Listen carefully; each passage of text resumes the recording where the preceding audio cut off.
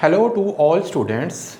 In this video lecture, we are going to describe phylum Echinodermata and we are going to discuss a class of phylum Echinodermata which is known as Asteroidea. Class Asteroidea include sea stars which are usually known as starfishes. There are 1500 species of starfish or sea stars. They are usually found in oceans and seas or marine environment. They usually live at the bottom of ocean water and usually they live on a substratum, especially sandy substratum, or it could be any rock. They usually have dermal branchii on the surface of their body. So first of all, before we go further in details of the systems of the sea stars, first of all we have to look at the diagram cross section of a sea star. As you know that sea star has 5 arms which are connected with a central disk. Central disk has 2 sides, oral side which is towards bottom and aboral surface which is the top surface of the starfish. So I have taken a cross section of a single arm of a starfish. It contains different systems inside the body of sea star. First of all, we are going to discuss water vascular system. Water vascular system starts with a sieve-like structure which is known as madreporite. Madreporite has tiny holes through which water can enter in the water vascular system. From madreporite, water enters in a duct, a tube which is known as stone canal. Stone canal leads towards another canal which is known as radial canal. Radial canals opens into tube-like structure which are known as tube feet. In this diagram, which is another cross section of a sea star, you can easily see the structure of a tube feet. A tube feet is composed of a bulb-like structure which is known as ampulla, and there is a tube-like extension which is known as tube feet. These two feet are connected by radial canals. So water from environment enters into madreporite, to stone canal, to radial canals, and then into tube feet. Afterward, the contraction of the muscles of the tube feet, water enters in the tube feet and the feet extend, and which help in the locomotion of the animals on the substratum. Just like we walk on the surface of earth, similarly these fishes can walk slowly on the substratum. The next system is hemal system. Hemal system is also a system of transport which consists of small strand-like structure which are known as hemal strands. This system distribute food, oxygen and different gases to different parts of the body. If we look at the digestive system, which is composed of a single mouth on the oral surface of the body, which leads into a small tube which is known as esophagus, which leads into stomach. There are 2 stomachs. One is known as oral stomach or cardiac stomach, and just behind oral stomach there is an aboral stomach which is also known as pyloric stomach. There is an extension of the pyloric stomach which is known as pyloric ceci, which extends throughout the length of the arm of sea star, which secrete certain enzymes which help in the digestion of the different food particles. Stomach leads into a small duct or canal which leads into anus. Their anus is usually false because most of the excretion of the feces or undigested food material takes place to the mouth. They have gonads for reproduction.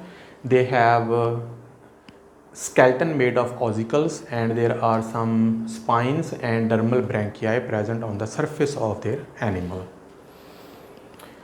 So next point is dermal branchii. Dermal branchii are special projections from the body of these animals. So in this diagram you can easily see the structure of a dermal branchia. Look at over here, this is dermal branchia, this is also dermal branchia. This is basically extension of coelom which moves outside the skin, and it usually involved in the respiration. absorption of gases like taken in of oxygen and removal of carbon dioxide. There is another extension which is known as pedicellariae. Pedicellariae are claw-shaped. If you look at this diagram, right over here you can see a pedicellaria. Pedicellaria is a claw shape, usually because these animals use at the substratum of water, bottom of the water. So many debris like different types of food material or sand or other particles falls on their body. So they tend to keep it clean. So these specialized structure which are pedicellariae, they are claw shaped, they help to remove the debris from the surface of the body and keep the animal clean. Sea stars usually feed on bivalves and snails. So as you know that bivalves are very strong animals which the body of the bivalve is composed of two shells and within the shell animal lives.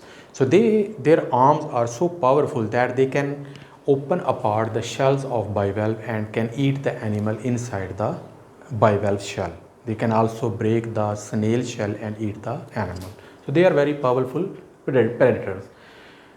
They have well developed digestive system. As I mentioned earlier, their digestive system is composed of mouth and two stomachs, oral stomachs, pyloric stomach and pyloric ceci and false anus. Undigested material after digestion removed from the mouth. They have there is no specialized system for gaseous exchange, but their gas exchange usually takes by diffusion through branchial, through dermal branchiae. Their nervous system is composed of a nerve ring which is present in the central disc, and from there extensions extend from central ring towards the arms of the body, and all these nerve fibers run along the whole length of the arms which control the sensory and motor function of different parts of the animal, like a radial nerve which control the radial canal and tube feet and water movement for the locomotion. They also have hemal system. As I already mentioned that hemal system is composed of strands which spreads throughout the body, which helps in the distribution of food and different parts and different molecules to different parts of the body. Their sensory receptors are usually present all over the body, especially on the dermal sides, and there are also sensory organs which are located on the tube feet, and they helps to these sensory organ helps this animal to detect light, darkness, chemicals or any other kind of stimuli present in the environment. They have great power of regeneration.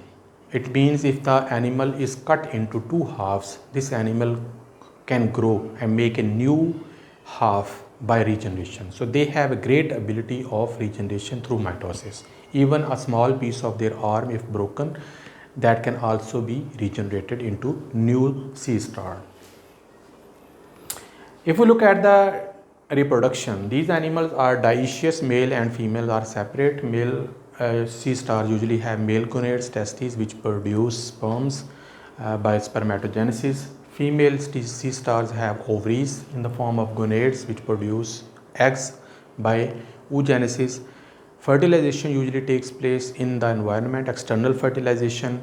After fertilization, egg develops into larva which is known as bipinnaria larva, which later change into brachiolarva. Brachiolarva then develops into a new individual which is known as sea star. One more point that these starfishes, if we lift the arm of a sea star, just under the arm there is a groove which is known as ambulacral groove, which contain all these systems, radial canal, hemal system and etc. And at the margins of ambulacral grooves there are tube feet which help in the locomotion of the animals. On the top there are ossicles which are specialized for skeleton of these animals, and there are also certain spines present on the surface of the body which also support the skeleton of the animal. In the center there is a cavity which is known as coelom, which is filled by coelomic fluid, and that's all. See you in the next lecture.